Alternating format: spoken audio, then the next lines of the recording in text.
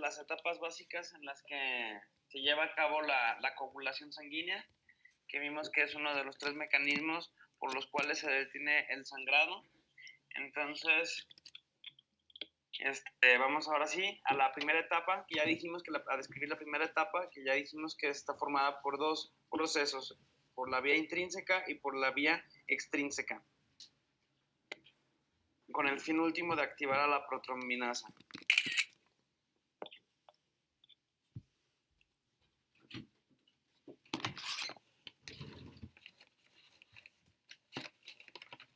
Les doy 2 minutos para que anoten la diapositiva, por favor.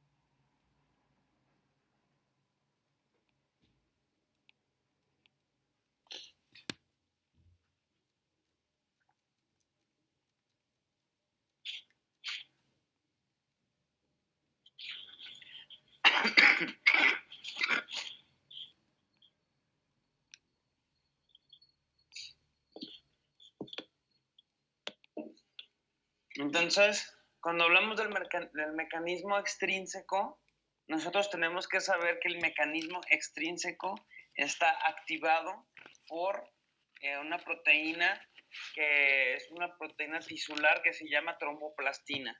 ¿Por qué es proteína tisular? Porque, bueno, esta proteína no está normalmente dentro de la corriente sanguínea. Esta proteína se encuentra en las células intersticiales. Entonces, cuando ocurre una lesión, cuando el tejido, por ejemplo, se corta, entonces se mueren células que se encuentran en el tejido intersticial y todas estas células muertas entran hacia donde está el torrente sanguíneo. Todas estas células muertas entran con esta proteína tisular que se llama tromboplastina. Entonces, cuando entra esta tromboplastina al torrente sanguíneo, entonces activa todo el proceso extrínseco de la coagulación. Entonces, esta proteína, esta tromboplastina o factor tisular pasa a la sangre y desde la sangre se va a activar y va a formarse la protrombinasa. Entonces, la tromboplastina más el factor 10 van a activar al factor 5 y el factor 5 van a activar a la protrombina, a la protrombinasa para que active a la protrombina, que es la enzima ya activa, y esta va a activar al fibrinógeno, que era lo que estábamos viendo, para que se pudiera convertir en fibrina. Ese es entonces en el mecanismo extrínseco, que esta es la parte importante, la tromboplastina.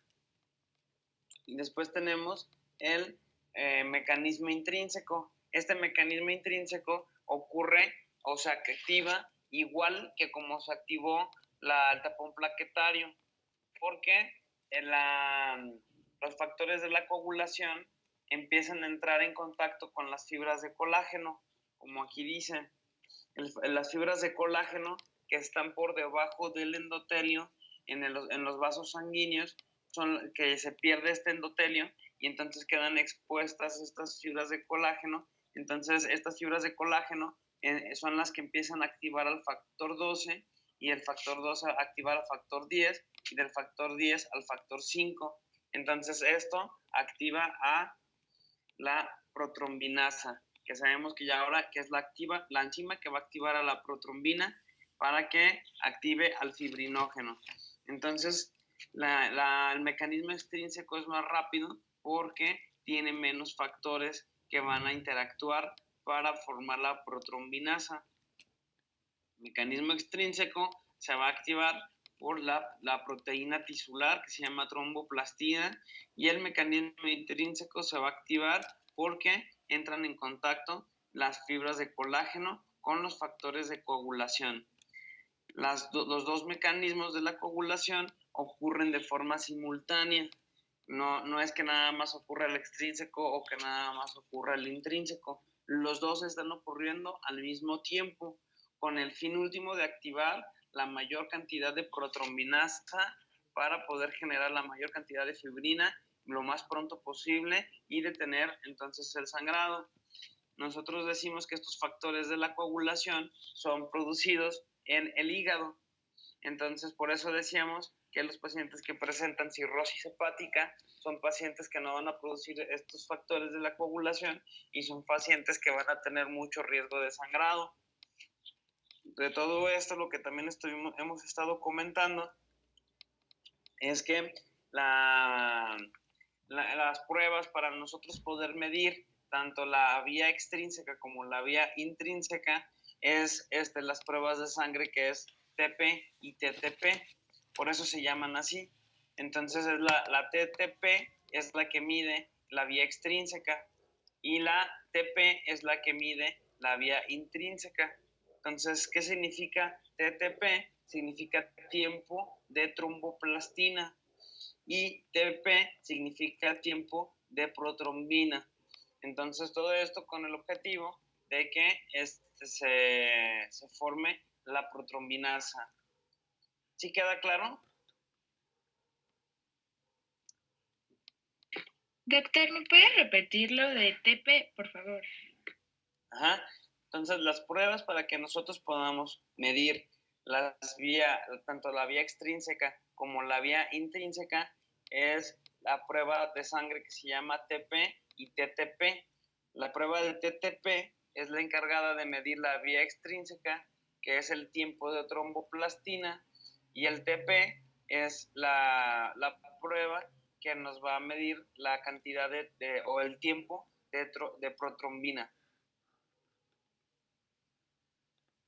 Entonces son las dos pruebas. Esas dos pruebas se miden en segundos. Entonces los ingenieros o los químicos farmacobiólogos que están en el laboratorio se fijan en cuánto tiempo le toma a la sangre en coagular.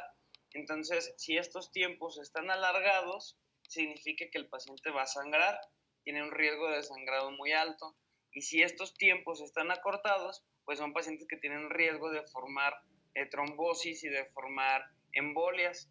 Entonces, los que lo tienen recortados tienen que tomar anticoagulantes, que ya vimos que es diferente un anticoagulante a un antiagregante plaquetario. Ejemplo de antiagregante plaquetario, aspirina. Ejemplo de anticoagulante es la warfarina o la enoxaparina, que son el tipo de medicamentos que van a inhibir la activación de todo este sistema de coagulación. Entonces, ya sabemos que pues estos pacientes van a tener alterado el equilibrio de la formación de coágulo en la sangre, Entonces, los dos que están descontrolados tienen riesgo de poder presentar sangrado. Entonces, el paciente que toma antiagregantes plaquetarios, nosotros le tenemos que suspender el medicamento, que en este caso es la aspirina, por lo menos 7 días antes del procedimiento y hacerle una prueba que se llama la prueba de IBI. Esta prueba es la que mide a los pacientes que están con antiagregantes plaquetarios. Y si nuestro paciente está con anticoagulantes, nosotros le tenemos que pedir las pruebas de INR, que también ya habíamos comentado, que es el índice internacional estandarizado, que sirve para ver que nuestro paciente ya no esté activo el anticoagulante en la sangre. ¿Sí?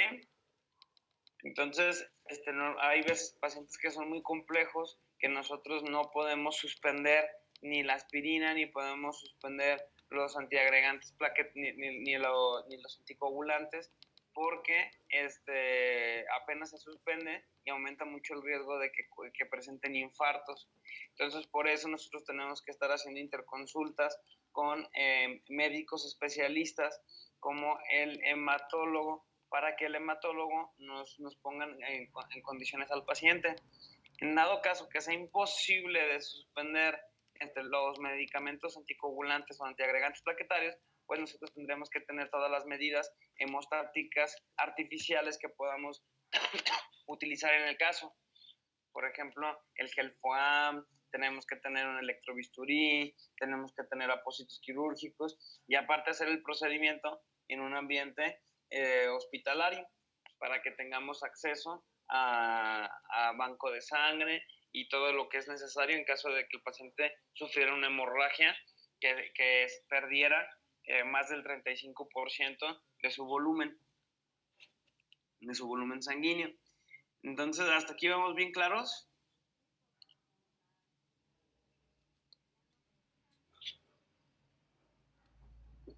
Sí, doctor.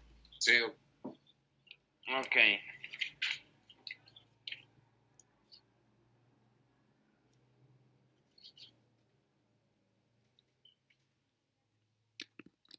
Ahora les doy otra vez 2 minutos, por favor, para que anoten la diapositiva.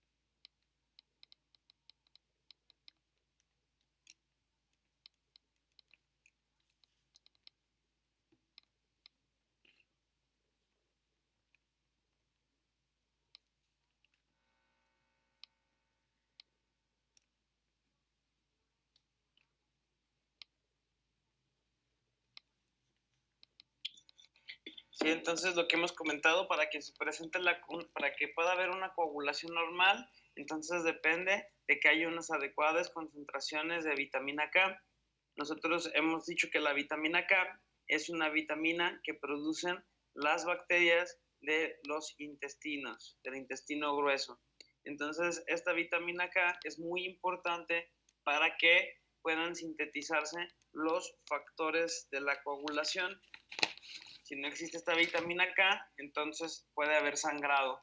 Por eso hay muchos pacientes que tienen los tiempos alargados y que nosotros los vamos a meter a quirófano y necesitamos mejorar esos tiempos.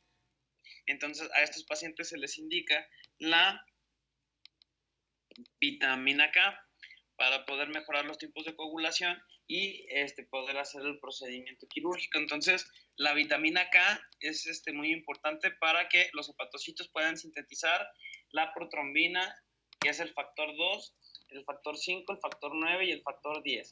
Entonces, es una vitamina de las que son del tipo liposoluble y, como comenté, es producida por bacterias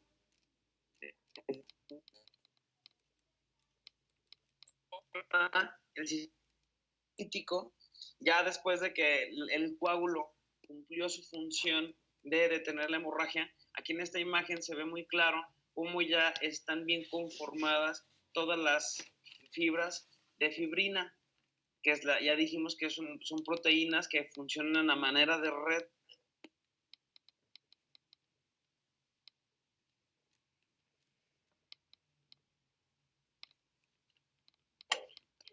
Doctor, no se escucha.